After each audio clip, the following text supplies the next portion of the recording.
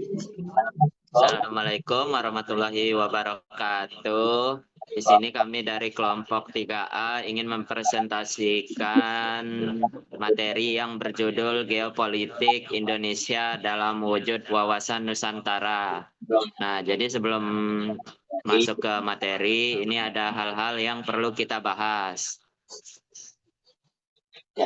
Yaitu satu, menjelaskan wawasan Nusantara sebagai pandangan geopolitik bangsa Indonesia. Dua, memahami dan menganalisis dinamika dan tantangan wawasan Nusantara di masa depan. Sebelum lanjut ke materinya, di sini kita akan perkenalan terlebih dahulu dari kelompok 3 yang bernama Arimbi. Silakan di on cam kameranya. Izin membuka diri, nama saya Desika Dewi dengan NPM 2574 1010. Lanjut untuk Herman Wahyu Nur. Izin memperkenalkan diri, nama saya Herman Wahyu Nur Wahid, NPM 2574 1017. Lanjut ke Aisyah Gustia.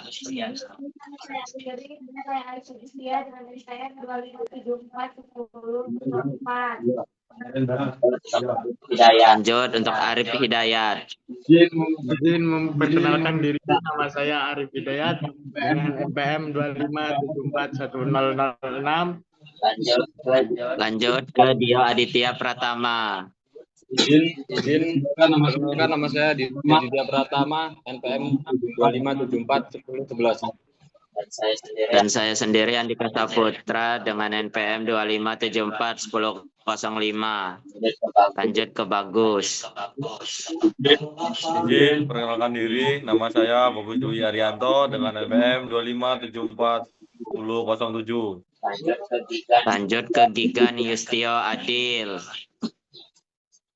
Izin memperkenalkan diri, nama saya Gigan Yustio Adil, NPM 25741016. Nah, langsung saja kita masuk ke materinya yang dibacakan oleh teman-teman saya. Dipersilakan.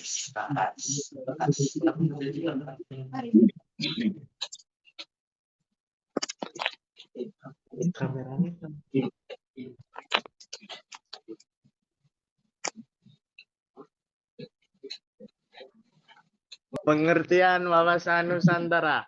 Yang pertama, cara pandang dan sikap bangsa Indonesia dalam melihat diri dan lingkungan.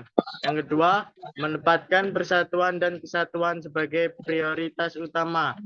Yang ketiga, memandang wilayah Indonesia sebagai satu kesatuan politik, ekonomi, sosial budaya, dan pertahanan keamanan. Yang keempat, menjadi landasan dalam penyusun kebijaksanaan nasional.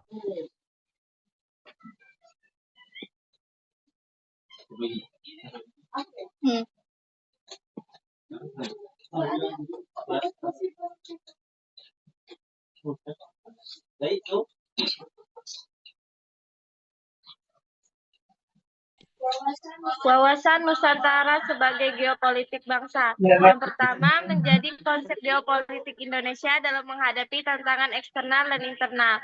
Yang kedua, menguatkan posisi strategis di antara dua benua dan samudra. Berperan sebagai stabilitas dan integritas wilayah. Dan yang terakhir yaitu mengatur hubungan antar negara, wilayah, dan kekuatan nasional.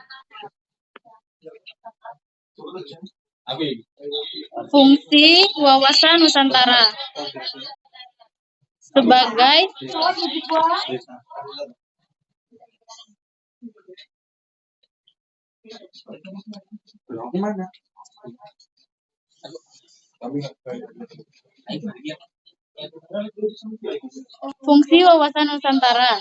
sebagai pedoman dalam pembangunan nasional. Yang kedua, mengarahkan pada pemerataan di seluruh wilayah Indonesia. Yang ketiga, menghindari kesenjangan antar daerah. Yang keempat, memperkuat rasa persatuan dan kesatuannya.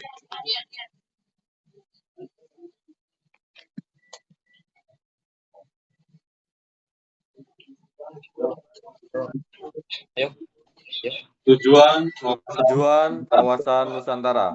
Yang pertama, menjamin keutuhan dan kelangsungan hidup bangsa dan negara. Yang kedua, mengembangkan potensi nasional secara optimal. Yang ketiga, mewujudkan kesejahteraan serta keamanan seluruh warga. Yang keempat, menjaga kedaulatan Indonesia dari berbagai ancaman. Itu ada prinsip-prinsip wawasan Nusantara. Yang pertama, prinsip kesatuan politik, NKRI sebagai negara berdaulat. Yang kedua, prinsip kesatuan ekonomi, pembangunan merata di seluruh daerah. Yang ketiga, prinsip kesatuan sosial budaya, keberagaman sebagai kekuatan pemersatu.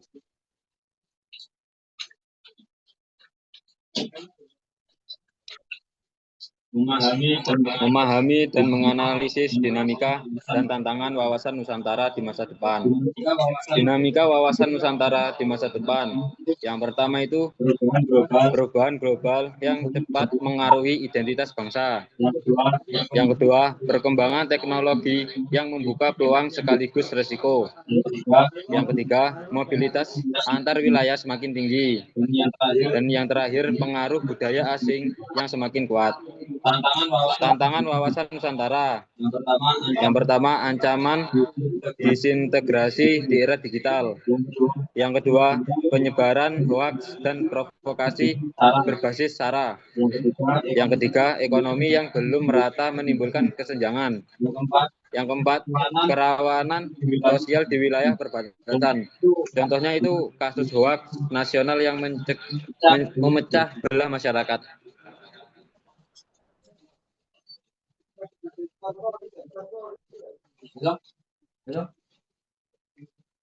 Kamu nggak ada kameranya? Coba.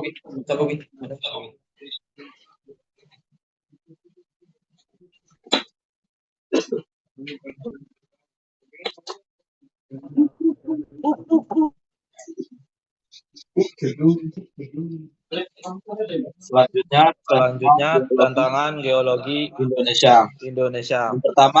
Yang pertama, persaingan geopolitik antara negara besar di kawasan Indo-Pasifik. Yang kedua, ancaman pelanggaran wilayah oleh negara lain.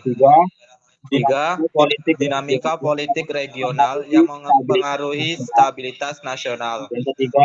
Yang ketiga, kontestasi sumber daya alam di laut dan di darat. Upaya menghadapi tantangan.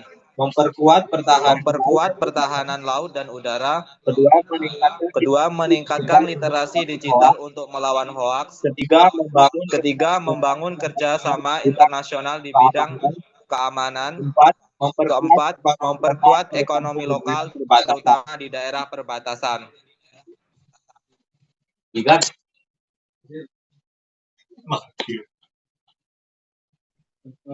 Contoh kasus. Ada belum? Contoh kasus sengketa Laut Natuna dan kapal asing. Sengketa di Laut Natuna terjadi karena kapal-kapal asing, terutama dari Tiongkok, sering memasuki zona ekonomi eksklusif atau ZEE Indonesia di sekitar Natuna Utara. Tiongkok mengklaim wilayah tersebut sebagai bagian dari Nine Dash Line. Padahal klaim itu tidak diakui oleh hukum internasional atau UNCLOS 1982.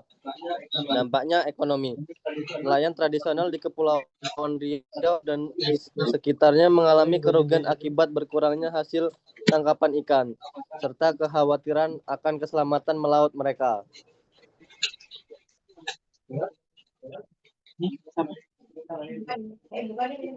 Nah, contoh kasus selanjutnya itu ada pembangunan infrastruktur tidak merata di Indonesia.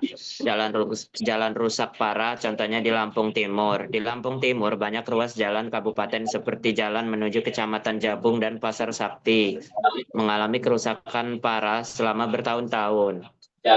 Jalan berlubang, bergelombang, dan berlumpur saat hujan membuat mobilitas warga terganggu, biaya angkut hasil pertanian meningkat, serta aktivitas ekonomi melambat. Kondisi ini menjadi contoh jelas ketimpangan pembangunan infrastruktur dibandingkan wilayah lain yang jalannya sudah baik atau lebih baik. Nah, itu dia presentasi dari kelompok 3A. Kurang lebihnya kami mohon maaf. Pada Allah saya mohon ampun. Langsung saja saya tutup. Wassalamualaikum warahmatullahi wabarakatuh. Waalaikumsalam warahmatullahi wabarakatuh.